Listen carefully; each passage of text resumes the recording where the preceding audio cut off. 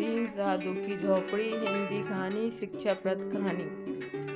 तीन साधु की झोपड़ी। किसी गांव के पास एक जंगल में तीन साधु रहते थे। वे बहुत ही साधारण जीवन जीते थे और अपनी छोटी सी झोपड़ी में रहते थे।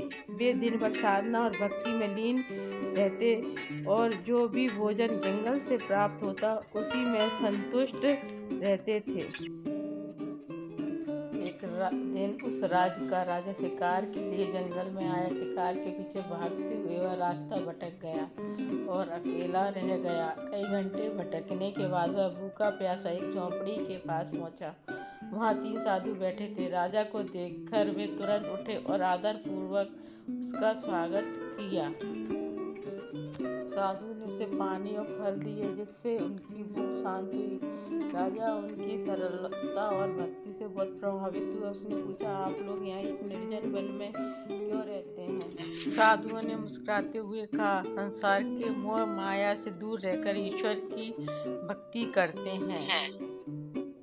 राजा उनकी भक्ति और सेवा से बहुत प्रसन्न हुआ और बोला, मैं आपको इनाम देना चाहता हूँ। आप मुझसे कुछ भी मांग सकते हो। पहले साधु ने कहा, मुझे केवल ईश्वर की भक्ति चाहिए, बस और कुछ नहीं।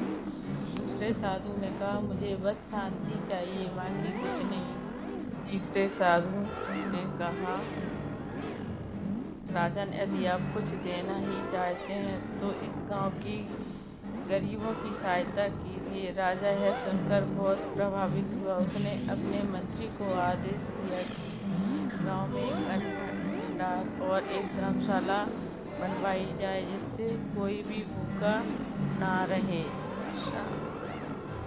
साधु की सच्ची सीख और अपने राज्य को एक न्यायप्रिय और दयालु राजा के रूप में चलाया। शिक्षा निस्वार्थ सेवा सबसे बड़ा धर्म है। भक्ति और शांति ही जीवन का सबसे बड़ा सुख है।